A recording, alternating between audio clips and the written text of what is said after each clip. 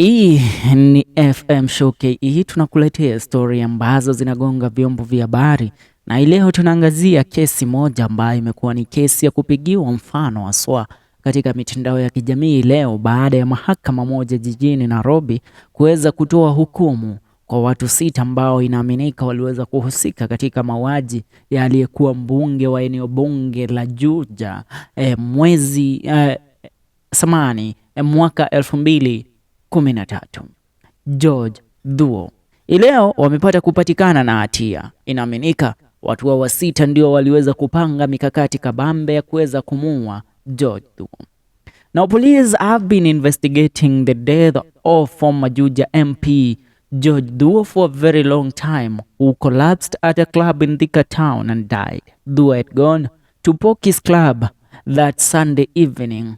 According to the club's proprietor, Paul Wainaina, who was a close friend to George, said that Thuo had called him at around 5 p.m. that Sunday. The former MP, who was a Formula One enthusiast, had wanted to know when the race would start. Wainaina said when he went to his club after 7 p.m. he found Thuo and another friend taking a drink.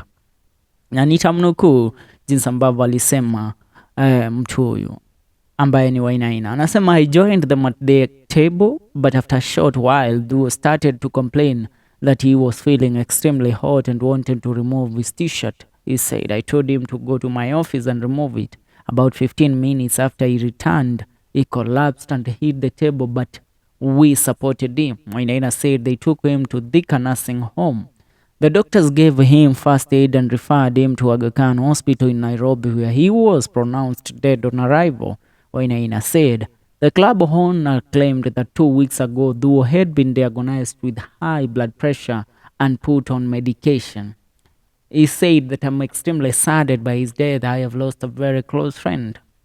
Reports indicated that the deceased had been in Kitengela the whole day in the company of his wife and brother before returning to his home in Thika and later going to the club.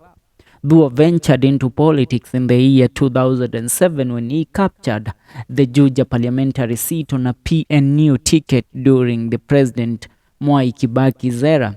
He rose to become the Grand Coalition's chief whip in the 10th parliament. Now, the CID director then, Ndegwa Mohoro, asked residents to avoid speculating on the former MP's death and to remain vigilant. The then Deputy President William Ruto that evening visited the family of the former Chief Whip George Thuo to convey his and the President's message of condolences. Ruto said the President was shocked by the sudden death of the former Chief Whip and even delayed his trip by an hour. He described him as a charming, polite, principled and a good man who did not carry hard feelings even in difficult time. Now, a lot was said back then.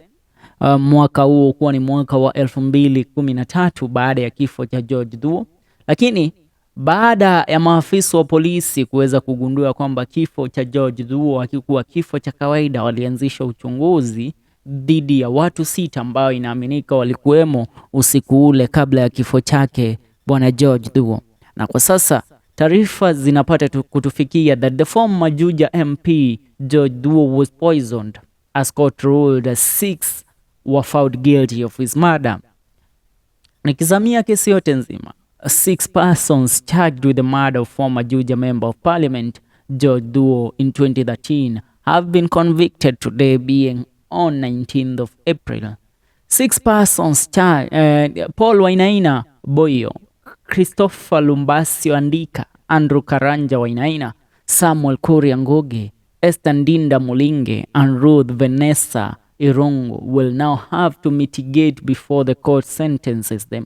Justice Roslyn Korir ruled on Friday that the prosecution has proved its case against the 6 persons beyond reasonable doubt that they went ahead to kill George Thuo. It is my finding that the prosecution has proved its case. Each accused is convicted accordingly, ruled the judge today. The court further cancelled their bail since they were all out on cash bail. The court noted that the MP died after his drink was poisoned at Pokey's club in Thika town. According to the court, the prosecution had proved its argument that traces of pesticide was found in Duo's body, thereby dismissing allegations that he was poisoned somewhere else. The court further noted that the first, second, third, and fourth accused persons sat with the MP on the material date and that no evidence was given to the court to show that they left the table. According to the judge, the four had the opportunity to tamper with the drink. The court further dismissed the submissions by the sixth person who argued that she bought the MP a drink as a sign of friendship. Vanessa Irungu told the court that she went to Pokey's looking for change of Kenya shillings 1,000 and thereafter saw the MP, hugged him and then bought him a drink. The court, however, questioned the motive and wondered whether the hug was a Judas hug, referring to it as kikulacho kinguoni mwako.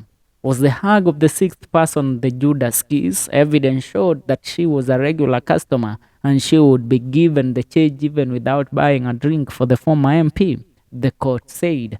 Boyo is the proprietor of the club Pokey's in Thika, where the MP was poisoned, while Lumbasio was a friend of the late Duo. Dinda is the waitress who allegedly served Duo, while Vanessa is the woman revealer who bought Duo a beer before his death.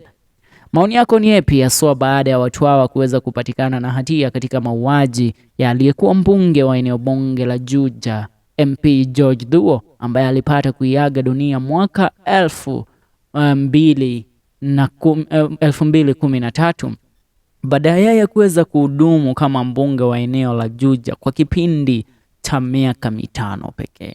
Ni hayo kwa sasa, tuungane katika video zetu zijazo. Hii ni FM Show KE na usibanduke kabla ya kusubscribe.